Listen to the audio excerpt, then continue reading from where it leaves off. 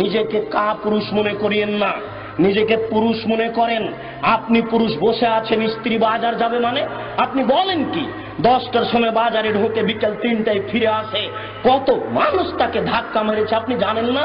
আপনি কি কাপুরুষ? আপনি কি আগাছা? আপনি কি কাপুরুষ? আপনি কি আগাছা? ওই যে বাজার পূর্ণ করেছে মেয়েটা, ওর কি বাপ নাই? ও কি অমুসলিমের মেয়ে? ও কি হিন্দুর মেয়ে? বলেন কি আপনি? হিন্দুর একটা বৈশিষ্ট্য আছে, কপালে টিপ দেয়, দেখেননি আপনি?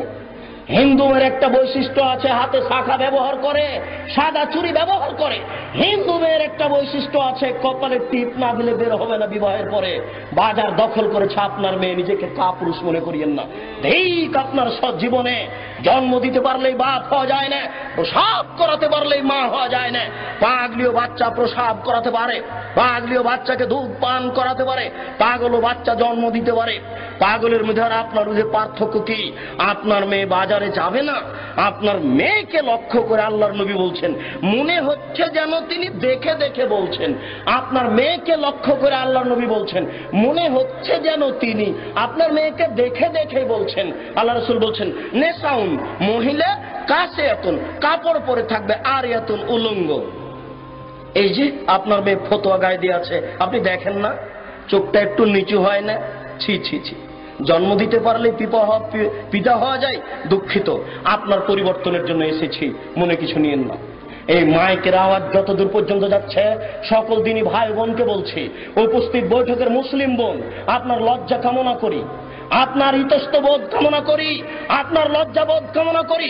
24 ঘন্টার মধ্যে আপনি পোশাক পরিবর্তন করুন। আপনি সালোয়ার কামিজ মেক্সি চাদর পরুন। যদি শাড়ি পরেন তাহলে আপনাকে 2 ছড়ের ব্লাউজ পরতে হবে। 2 ছড়ের ব্লাউজ মানে যার হাত হবে কবজি পর্যন্ত, নিচের দিক কোমরের নিচে চলে যাবে, 1 থেকে 1.5 গজ কাপড়ের ব্লাউজ পরতে হবে। শুনুন, শাড়ি পরে ছোট ব্লাউজ গায়ে দিয়ে এদেশের জনগণকে পেট পিট দেখিয়ে জাহান্নামের দিকে ঠেলে দিয়ে নিজে তাহাজ্জুদ পড়ে জান্নাত কিনার আশা করিয়েন না।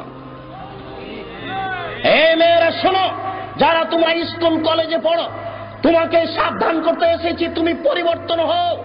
আল্লাহ তাআলা বলছেন, কুল হাল ইয়াস্তাবিল্লাযীনা ইয়ালামুনা ওয়াল্লাযীনা লা ইয়ালামুন ইন্নামা ইয়াতাযাক্কারু উলুল আলবাব। হে নবী, আপনি বলুন, যারা লেখাপড়া জানে আর যারা লেখাপড়া জানে না তারা কি সমান? নিশ্চয়ই শিক্ষিত মানুষ উপদেশ গ্রহণ করে, নিশ্চয়ই শিক্ষিত মানুষ উপদেশ গ্রহণ করে, নিশ্চয়ই শিক্ষিতা নারী উপদেশ গ্রহণ করে। তোমাকে বলে যাচ্ছি, সকাল হতে হতে যদি তোমার পোশাক পরিবর্তন তুমি না করো তাহলে তুমি শিক্ষিতা নও। তোমাকে বলে যাচ্ছি, আল্লাহ বলেছেন 24 ঘন্টার মধ্যে তুমি যদি পোশাক পরিবর্তন না করো তাহলে তুমি শিক্ষিত নও। উপস্থিত বৈঠকের মুসলিম বোন, আপনাকে অনুরোধ করে বলছি, 24 ঘন্টার মধ্যে আপনি পোশাক পরিবর্তন করুন।